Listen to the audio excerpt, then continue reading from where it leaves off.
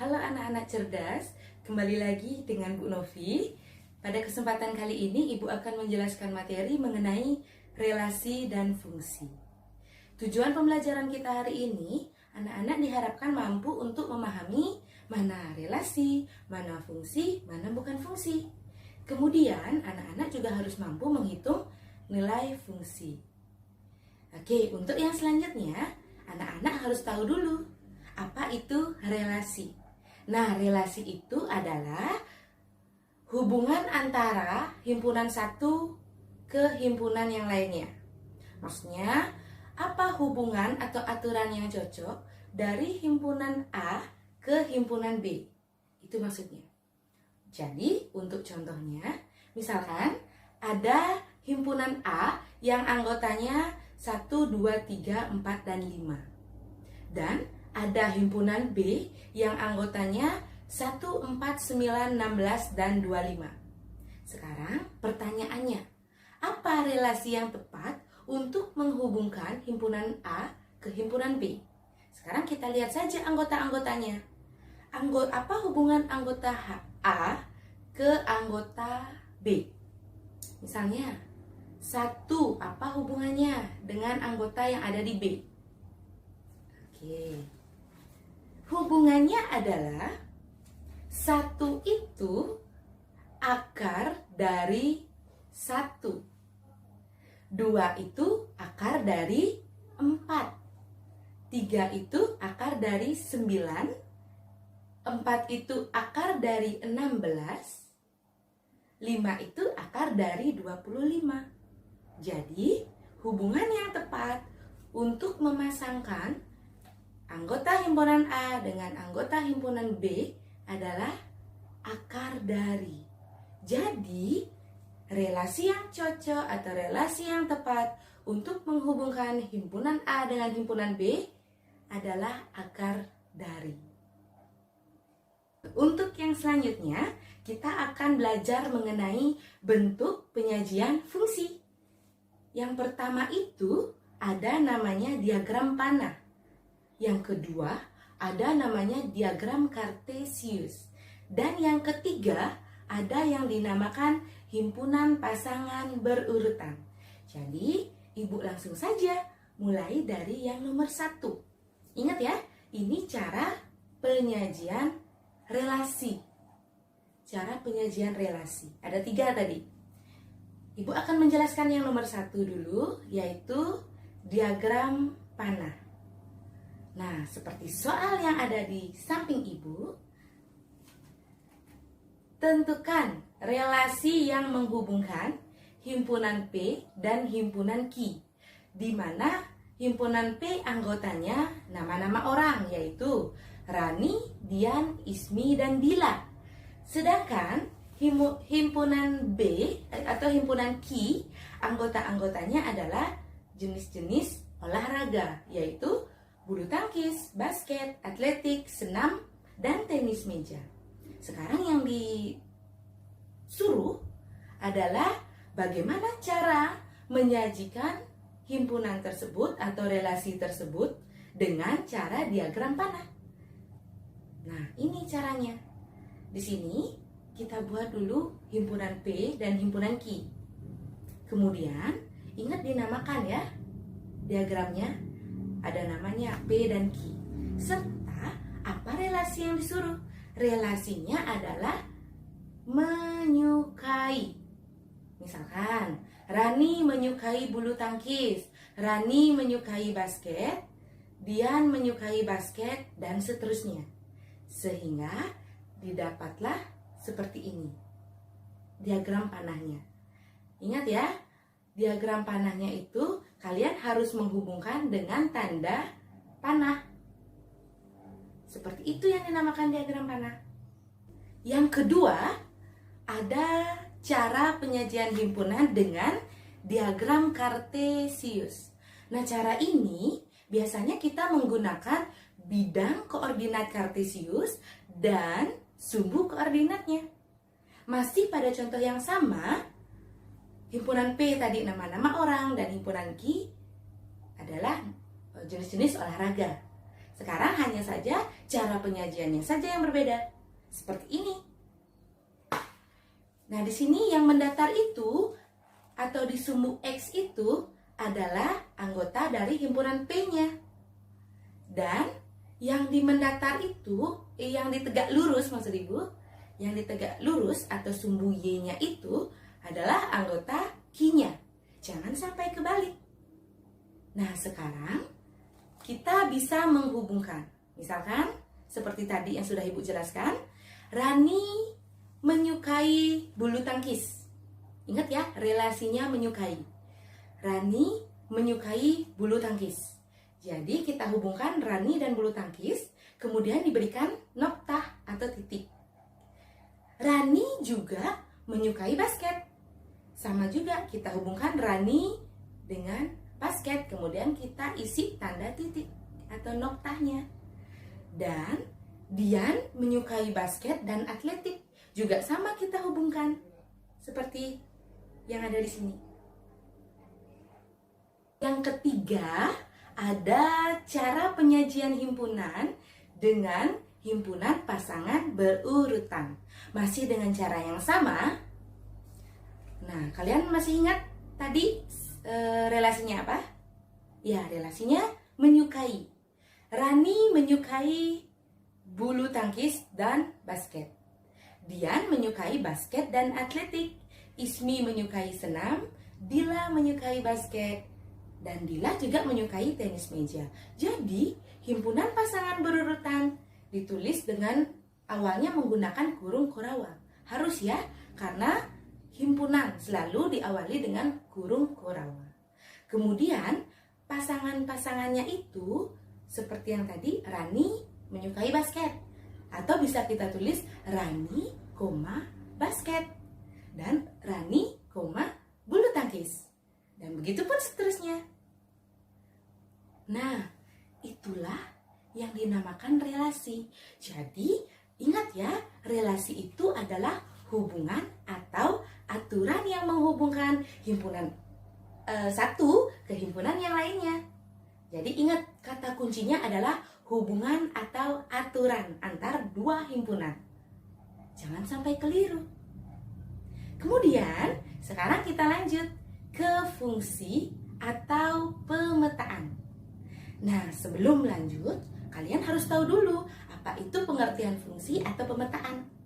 Nah, fungsi itu adalah relasi khusus yang memasangkan setiap anggota suatu himpunan dengan tepat satu pasangan atau memiliki satu pasangan di himpunan yang lainnya.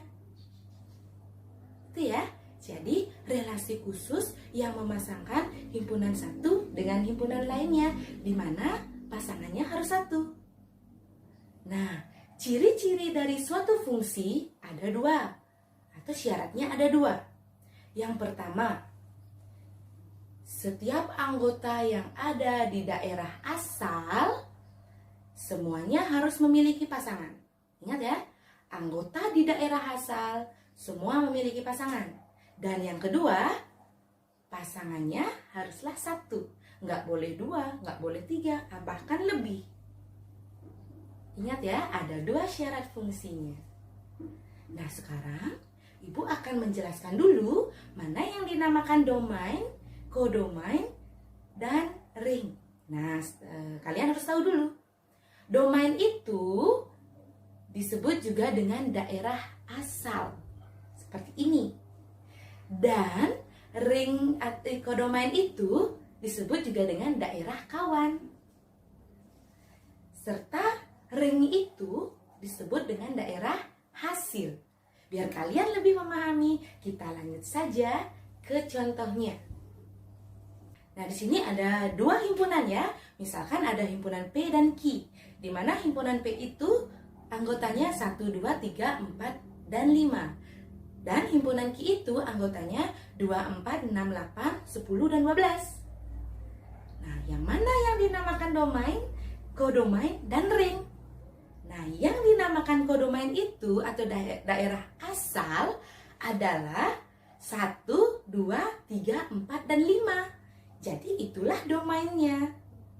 Dan Yang mana yang dinamakan kodomain atau daerah kawan?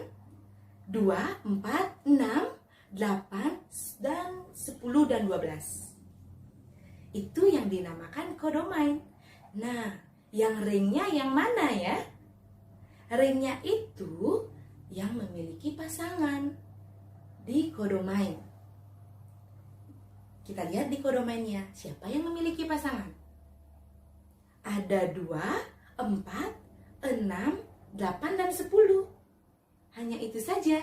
Jadi anggota ringnya itu adalah 2, 4, 6, 8, dan 10.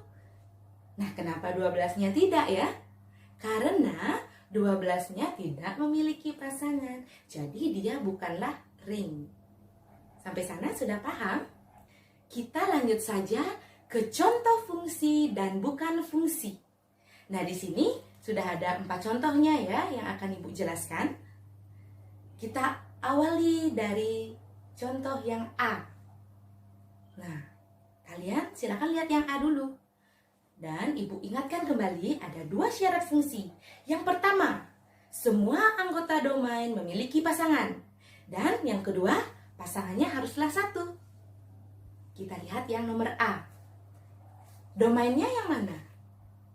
Ya, A, B, C, dan D. Jadi kalian harus lihat dulu di domainnya apakah sudah semuanya memiliki pasangan? Sudah bukan? Sudah kan?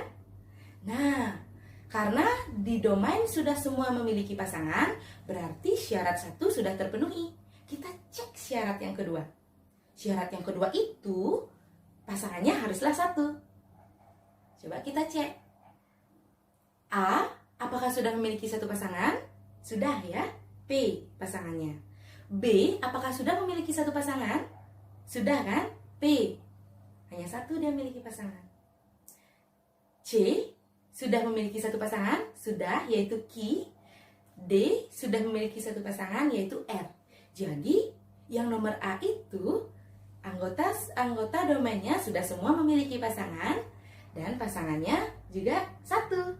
Jadi, 2 syarat itu terpenuhi. Kita kalau mengecek contoh dan bukan contoh, kita lihat saja domainnya.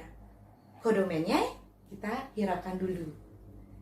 Ya, jadi kalau 2 syarat sudah terpenuhi, maka yang nomor A itu merupakan fungsi. Kita cek yang nomor B sekarang. Nah, yang nomor B kita cek. Apakah semua anggota di domain atau daerah asal memiliki pasangan? Kita cek. Wah, ternyata ada 1 anggota yang tidak memiliki pasangan, yaitu D. Karena 1 saja sudah tidak memiliki pasangan, berarti dia tidak memenuhi syarat. Jadi, yang nomor B itu adalah bukan fungsi. Kemudian, yang nomor C, kita lihat domainnya. Apakah sudah semua memiliki pasangan? Dan ternyata sudah. Dan pasangannya apakah sudah 1? Semuanya sudah memiliki pasangan 1 ya. Jadi yang nomor C itu 2 syarat sudah terpenuhi. Jadi termasuk fungsi. Dan yang nomor D juga sama. Semua anggota di domain sudah memiliki pasangan dan pasangannya sudah 1. Jadi yang nomor D itu juga fungsi. Jadi yang bukan fungsi itu yang nomor B saja. Karena 1 anggota tidak memiliki pasangan. Sudah mengerti sampai sini? Kita lanjut ke menentukan banyaknya fungsi. Sebelum kita lanjut, kalian harus tahu dulu. Banyaknya suatu himpunan kita simbolkan N. N kecil ya. Jadi N kecil itu adalah banyaknya himpunan. Kalau misalkan ada banyaknya himpunan A, berarti kita simbolkan NA. Banyaknya himpunan B, kita simbolkan NB. Jadi, kalau yang ditanya banyaknya pemetaan atau banyaknya fungsi dari himpunan A ke himpunan B adalah, nah rumusnya bagaimana? Ya, rumusnya NB berpangkat NA. Nah, begitupun sebaliknya. Banyaknya pemetaan dari himpunan B ke himpunan A. Berarti rumusnya NA berpangkat NB. Seperti itu.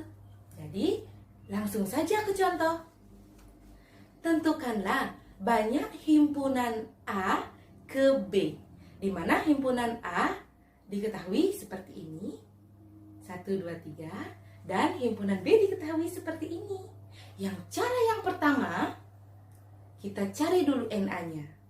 Nah, di sini NA-nya itu diketahui ada berapa? Banyaknya himpunan A ada berapa coba? Banyaknya anggotanya. Ada 3 kan? Jadi NA itu 3 dan NB itu ada 2. Jadi NA sudah kita ketahui, NB juga sudah kita ketahui. Jadi banyaknya pemetaan dari himpunan A ke himpunan B, rumusnya NB berpangkat NA. Karena NB-nya tadi sudah diketahui yaitu 2 dan NA-nya 3, berarti bisa kita cari banyaknya pemetaan, yaitu NB berpangkat NA sama dengan 2 berpangkat 3. Nah, 2 berpangkat 3 itu artinya apa? 2 kali 2 kali 2, yaitu hasilnya 8. Nah, seperti itu contoh menentukan banyaknya fungsi atau pemetaan. Sekarang kita menghitung nilai fungsi. Nah, misalnya nih, diketahui fungsi f memetakan x ke 2x min 2 pada himpunan bilangan bulat. Tentukanlah f1, f2, bayangan min 2 oleh f, nilai f untuk x sama dengan 5, nilai x untuk fx sama dengan 8, dan nilai a jika fa sama dengan 14. Gimana caranya ya? Nah, sekarang kalian bisa perhatikan dulu. Cara yang pertama, kita disuruh menentukan F1. Nah, F1, 1 itu adalah nilai X-nya. Ya, dimana X-nya itu adalah bilangan bulat. Jadi, kita tinggal mensubstitusi 1 ke X. Jadi kita ganti X-nya sama dengan 1. Berarti jadinya 2 kali 1 sama, dikurangi 2 sama dengan 0. Dan begitu juga F2-nya, yaitu 2 kali 2 dikurang 2 sama dengan 2. Nah, sekarang yang C, bayangan min 2 oleh F. Nah, ini juga artinya sama. Kita ganti saja X-nya dengan min 2. Jadi, jadinya 2 kali min 2 dikurangi 2 sama dengan berapa ya? Min 6. Betul sekali. Yang nomor D, nilai F untuk X sama dengan min 5. Ini juga sama. Berarti kita substitusikan min 5-nya ke X. Berarti jadinya 2 kali min 5 dikurangi 2. Berarti didapat min 12. Kalau yang nomor E dan F itu sejenis. Nah, yang nomor E itu nilai X untuk Fx sama dengan 8. Jadi, nilai fungsinya sudah diketahui. Sekarang kita disuruh menentukan nilai X-nya. Jadi, caranya bagaimana? Fx sama dengan 8, berarti artinya 2x min 2 sama dengan 8. Sama-sama kedua ruasnya kita dikurangi 2 ya, ditambah 2 ya. Berarti jadinya 2x sama dengan 10. Kemudian kedua ruas sama-sama dibagi 2. Berarti jadinya x sama dengan 5. Jadi nilai x untuk yang nomor E adalah 5. Dan yang nomor F juga sama. Kita disuruh menentukan nilai A jika yang diketahui FA sama dengan 14. Jadi, FA sama dengan 14 artinya 2A dikurangi 2 sama dengan 14. Nah, ini kita sama-sama ditambah 2 juga kedua ruasnya. Berarti jadinya 2A sama dengan 16. Kemudian kita bagi kedua ruas dengan 2. Berarti jadinya A sama dengan 8. Jadi nilai A untuk fungsi FA sama dengan 14 adalah 8. Sampai sana bisa dipahami? Sekarang kita lanjut ke bentuk penyajian fungsi. Nah, bentuk penyajian fungsi itu tidak jauh beda dari bentuk penyajian relasi. Yang pertama itu ada himpunan pasangan berurutan. Nah, jika diketahui himpunan P anggotanya 1, 2, 3, 4, dan 5, dan himpunan Q anggotanya 1, 2, 3, 4, 5, 6, 7, 8, 9, dan 10. Dan relasi yang menghubungkan adalah setengah kali dari. Berarti, bagaimana himpunan pasangan berurutannya? Ingat, himpunan selalu diawali dengan kurung kurawat.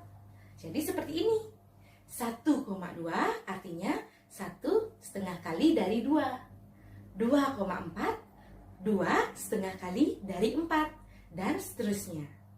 Beginilah cara penyajian himpunan dengan himpunan pasangan berurutan.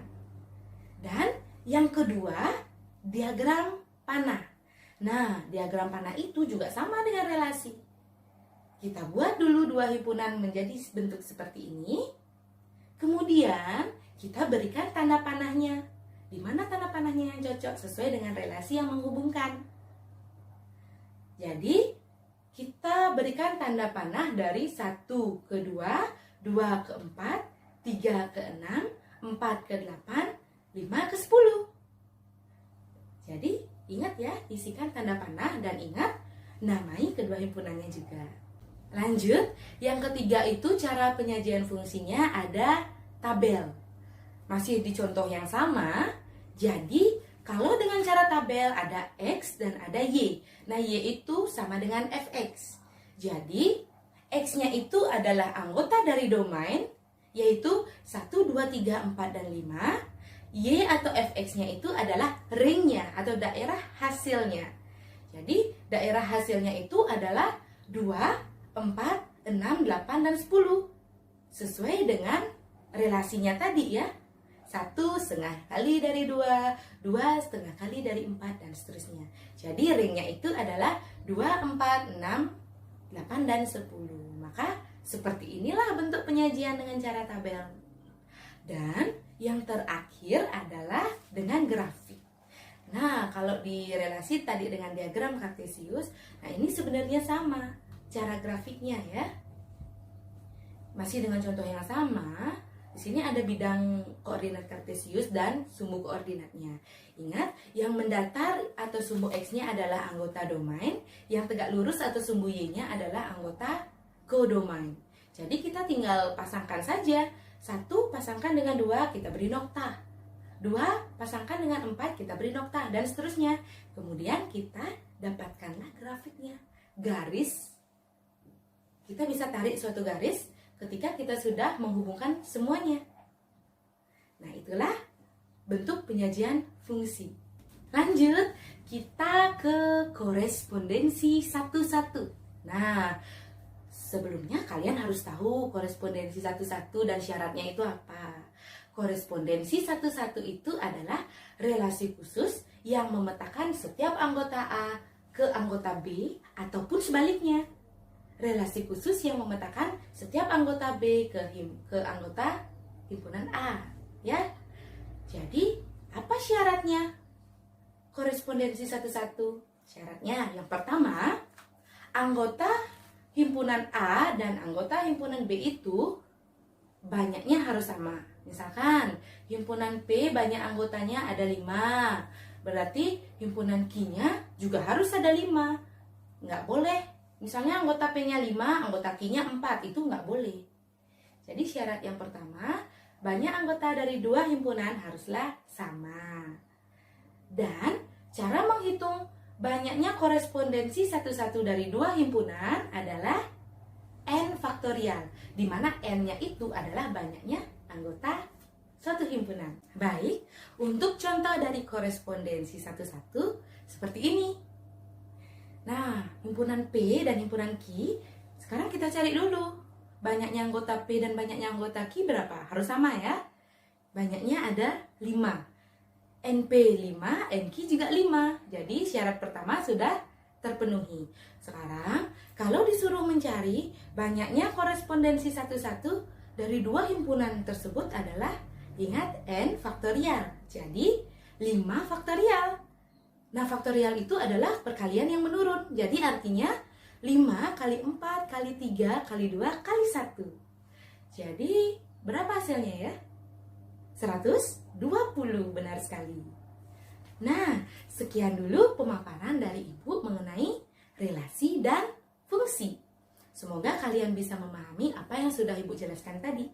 Jika ada yang ditanyakan, silakan tanyakan melalui kolom komentar di bawah. Untuk yang terakhir, kalian jangan lupa like, subscribe, share, komen, dan nyalakan loncengnya agar Ibu bersemangat terus memberikan kalian wawasan-wawasan baru. Semangat ya, generasi bangsa. Dadah anak-anak cerdas, sampai jumpa lagi.